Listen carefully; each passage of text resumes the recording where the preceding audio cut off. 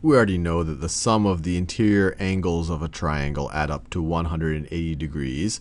So if the measure of this angle is A, the measure of this angle over here is B, and the measure of this angle is C, we know that A plus B plus C is equal to 180 degrees. But what happens when we have polygons with more than 3 sides? So let's try the case where we have a 4-sided polygon, a quadrilateral. And I'm going to make it irregular, just to show that whatever we do here, probably it applies to any quadrilateral with 4 sides, not just things that have right angles and parallel lines and all the rest. And actually, that looks a little bit too close to being parallel, so let me draw it like this. Let me draw it like this. So the way you can think about it with a 4-sided quadrilateral is, well, we already know about this. The measures of the interior angles of a triangle add up to 180. So maybe we can divide this into 2 triangles. So from this point right over here, if we draw a line like this, we've divided it into 2 triangles. And so if the measure of this angle is A, measure of this is B, measure of that is C, we know that A plus B plus C is equal to 180 degrees.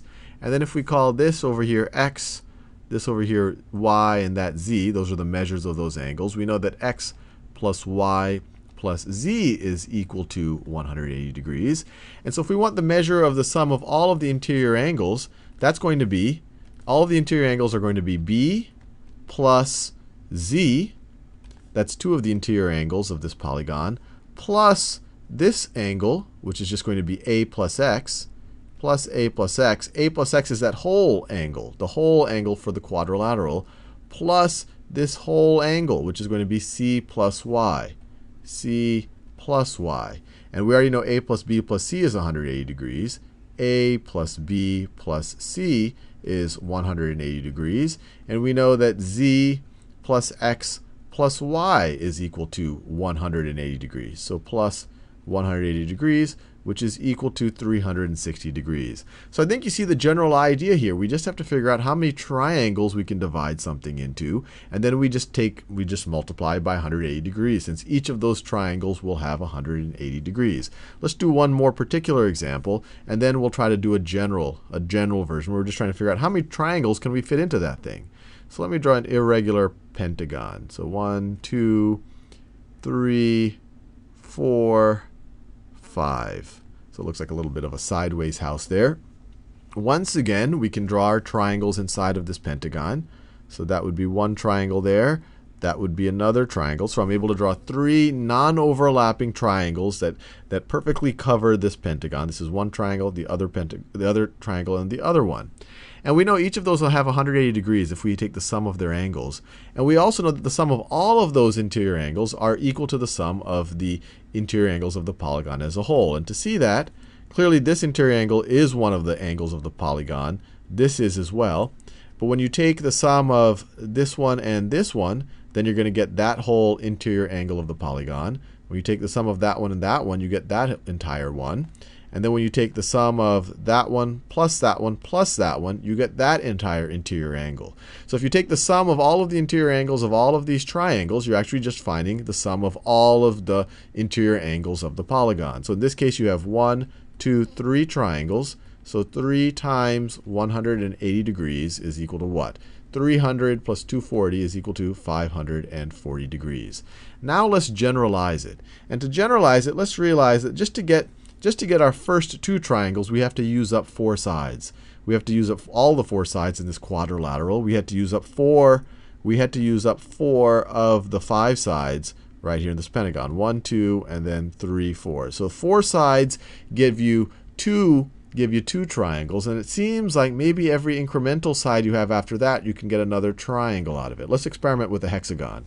And I'm just going to try to see how many triangles I get out of it. So 1, 2, 3, 4, 5, 6 sides. And I can get one triangle.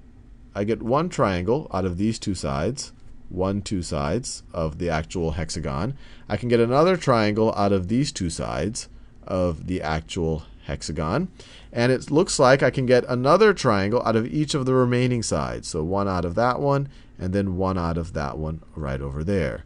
So in general, it seems like let's say that I have s-sided polygon. And I'll just assume we already saw the case for 5 sides, or 4 sides, 5 sides, or 6 sides. So we can assume that S is greater than 4 sides. Let's say I have an S-sided polygon, and I want to figure out how many triangles, non-overlapping triangles, that perfectly cover that polygon. How many can I fit inside of it? And then I just have to multiply the number of triangles times 180 degrees to figure out what are the sum of the interior angles of that polygon. So let's figure out the number of triangles as a function of the number of sides. So once again, 2 of the sides, or 4 of the sides, are going to be used to make 2 triangles. So there's 2 sides right over there, and then maybe we have 2 sides right over there. I can draw 1 triangle over, and I'm not even going to talk about what happens on the rest of the sides of the polygon. You can imagine putting a big black piece of construction paper. There might be other sides here. I'm not even going to worry about them right now. So out of these 2 sides, I can draw 1 triangle just like that. Out of these 2 sides, I can draw another triangle right over there. So 4 sides used for 2 triangles, and then no matter how many sides I have left over, so I've already used 4 of the sides, but after that, if I have all sorts of craziness here, I could have all sorts of craziness here. So let me draw it a little bit neater than that. So I could have all sorts of craziness right over here. It looks like every other incremental side I can get another triangle out of it. So that's 1 triangle out of there, 1 triangle out of that side, 1 triangle out of that side, 1 triangle out of that side, and then 1 triangle out of this side. So for example, this figure that I've drawn is a very irregular 1, 2, 3, 4, 5, 6, 7, 8, 9, 10. Is that right? 1, 2, 3, 4, 5, 6, 7, 8, 9, 10. It is a decagon. And in this decagon, 4 of the sides were used for 2 triangles. So I got 2 triangles out of 4 of the sides. And out of the other 6 sides, I was able to get a triangle each. These are 6. This is 1, 2, 3, 4, 5. Actually, let me make sure I'm counting the number of sides right. So I have 1, 2, 3, 4, 5, 6, 7, 8, 9, 10. So let me make sure. Did I count? Am I just not seeing something? Oh, I see. I actually didn't. I have to draw another line right over here. These are 2 different sides. So I have to draw another line right over here. I can get another triangle out of that right over there. And so there you have it. I have these 2 triangles out of 4 sides. And then out of the other 6 remaining sides, I get a triangle each. So plus 6 triangles, I got a total of 8 triangles. And so we can generally think about it. The first 4 sides, we're going to get 2 triangles. So let me write this down. So our number of triangles is going to be equal to 2. And then I've already used 4 sides, so the remaining sides I get a triangle each. So the remaining sides are going to be S minus 4. So the number of triangles are going to be 2 plus S minus 4. 2 plus S minus 4 is just S minus 2.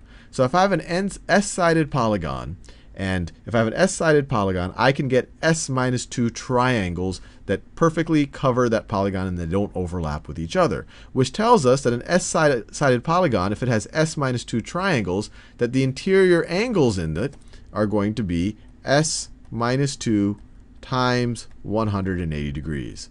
Which is a pretty cool result. So if someone told you that they had a 102-sided polygon, 102 sides, so S is equal to 102 sides. You can say, okay, the number of interior angles are going to be 102 minus 2, so it's going to be 100 times 180 degrees, which is equal to 180 with 2 more zeros behind it. So it would be 18,000 degrees for the interior angles of a 102-sided polygon.